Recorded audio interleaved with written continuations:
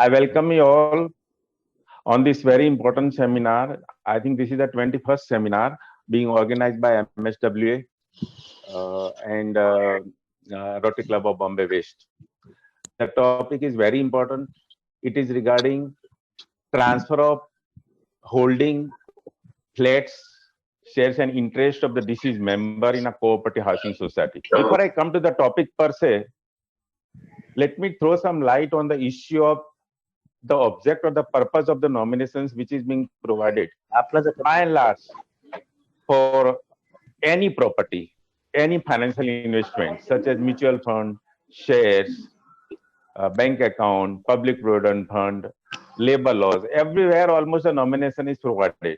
And therefore, in nutshell, let me tell you the nomination is for the purpose of facilitating the entity to recognize a person to deal with in case of death of the member, death of the employee, death of the investor. In our case, in housing society, death of the member of the society. So the society's work is facilitated, it is simplified. For that, there are the provisions under Maharashtra Cooperative Housing Societies Act. Let me tell you, prior to the amendment effective from 9th March 2019, when the new chapter was added to the Maharashtra Cooperative Societies Act, Chapter 13B, the provisions under Section 30 were applicable to housing societies. Let me clarify that as of today also Section 30 does exist in the Act. However, it applies to all other cooperative institutions except the housing societies. Because for housing societies, in Chapter 13B, Section 154 capital B 13 has been specifically introduced for the purpose of succession of property or holding and the shares and interest of the deceased member in a particular housing society. It will not be misplaced to first tell you as to what was that Section 30 and what is the new provision. When we study the comparative aspect, it will be much clear to us because our thought process will look into both the aspects as to what is the change effected from 9th March and what are the provisions prior to that under Section 30. As far as Section 30 is concerned, let me tell you, when a person in a cooperative housing society, when a member expires, as per Section 25 of the Act, he ceases to be member of the society automatically. Now, when he ceases to be member of the society, it does not mean that his property is less. His property is very much there in his name only. However, we have to admit his legal heir or legal representative as per the succession provisions applicable to that particular member. It's a personal law.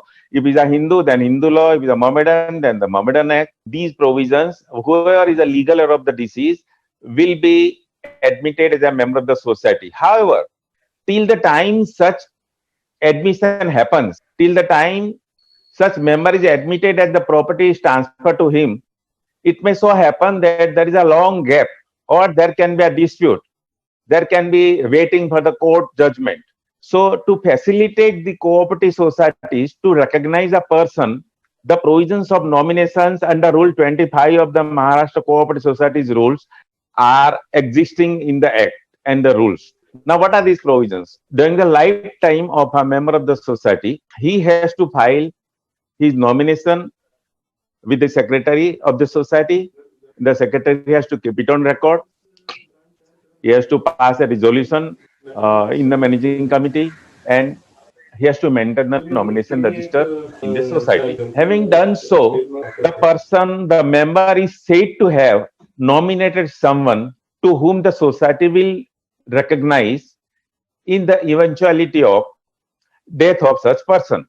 And therefore, as you can understand, in case of absence of nomination, how much problem the society will face, even the legal heir of the deceased will face. Having given the overall idea about the concept of nomination, the object of nomination, and a summarized form of the provisions in the Maharashtra Cooperative Societies Act and the rules, let me now come to the substantive law. Now, substantive law, as I told you in the initial stage, that Section 30 was applicable to the housing societies up to 8th of March 2019. After enactment of the amended provision in the form of Chapter 13B, which also includes section 154 capital B 13 for transfer of shares or interest of the deceased member to a person. Section 30 is very specific. It says that in case of death of a member, the legal heir of the deceased will come in the second limb. In the first limb, the nominee will be admitted as a member of the society. For that, the bylaws of the cooperative household societies, the model bylaws included bylaws number 34, which said that when the nominee of the deceased apply for membership following the provisions of bylaws number 34, such nominee shall be admitted by the committee, mind where not the general body meeting, by the committee as a member of the society, and the shares and interest of the deceased will be transferred to the nominee. However, friends, as I told you, this is not transfer of the property, the ownership of the property. This is a stopgap arrangement till the time the legal heir of the deceased are inducted. Now, presuming for the sake of argument that there is no nomination, then again what will happen under the old provision? Under the old provision, in absence of any nomination, the ball was in the court of the managing committee, and in the opinion of the managing committee, whoever is the legal heir of the deceased will be invited to apply for the membership of the society. He will be admitted as a member, and then the shares and interest of the person will be transferred to him, not the ownership. Now, new provisions are in effect the same. However, the procedure is little bit changed. Section 30 starts with the provision that nominee comes in picture first, and in absence of nominee, the legal heir will come in picture. Exactly in opposite position, section 154B13 says that the legal heir of the deceased shall be admitted. However, the first proviso of that section says that if there is a nomination validly filed by the deceased member, then in that case, the nominee will first be admitted as a provisional member, and then following the other provisions, as and when other documents are produced by the legal heir, or as and when the legal heir come forward, or the court judgment comes in case of probate, the legal heir will be admitted. Now, there are a few very important aspects. First of all, under the old provisions, the cooperative housing society did not have the authority to look into the will. The society cannot take cognizance of the will. So, therefore, only two documents were accepted by the societies, that is a succession certificate and the heirship certificate. As far as the new provisions are concerned, the law has stated and listed four kinds of documents. The first one is the any testamentary document. As we know, testamentary document is the will. The second is succession certificate, third is heirship certificate, and the fourth very important document is the family settlement agreement. And therefore, now the society is enabled to accept any one of these documents. Now, many questions arise. The legal views, opinions may differ, but I am of the firm view that family settlement agreement, or for that matter, even the will, need not be registered because the law does not require them to be registered under the general law, and therefore the society will accept those documents. Having admitted a nominee as a provisional member, the subsequent procedure is to be completed by the society on application.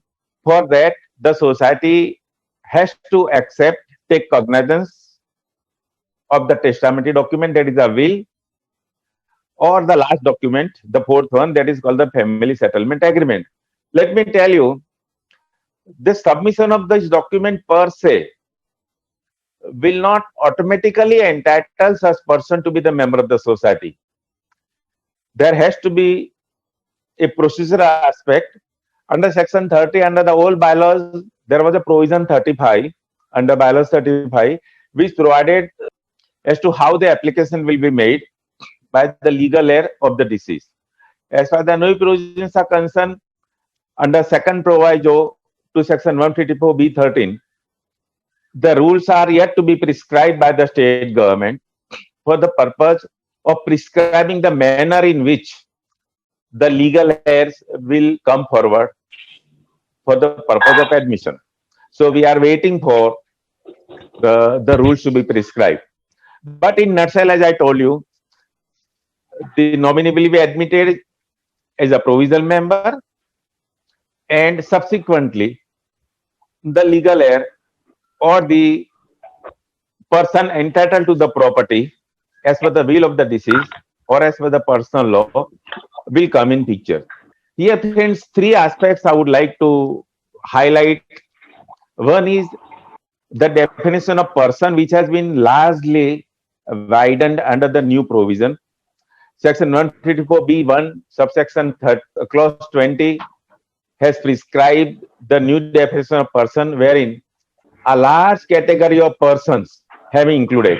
It is very important to note down that the HUF, which was erstwhile provision did not allow it to be a member, can now become member. A private trust, a registered or unregistered trust, an association of person, limited liability partnership, any other legal body which can hold the property can also become member, as well as any other entity as may be notified by the government from time to time can also become member of a cooperative housing society. Now, one more aspect in the social media, I have seen that, in fact, you may have also witnessed that some judgment of the Supreme Court is always in circulation at the interval of by and large 6 to 8 months. I have on many occasions clarified about the judgment in case of Indrani Wahi. It is a Supreme Court judgment relating to West Bengal provision. Friends, the provisions of nomination in West Bengal Act and in our state are by and large paramateria, except a few changes. But the judgment of the Supreme Court is very clear that the nominee, when applies, has to be necessarily admitted as a member of the society, and the registrar cannot ignore the nominee. This is a judgment. However, it has very clearly given a judgment that the title to the property will not vest into the nominee. In that judgment, Indrani Wahi, the title is ultimately going to vest in the legal heir, but those legal heir have to come to the procedure. The procedure is what? Either by succession certificate or by the probate or by the heirship certificate. As far as our state is concerned, even the Bombay High Court has in more than one case ruled that the nominee is to be necessarily admitted as a member of the society. However, the property will not vest in the nominee. Friends, I have dealt with the subject in this limited 10 to 12 minutes available to me. These are very important provisions. We cannot ignore these provisions. At the time of, I'm very happy that all of you have joined this talk.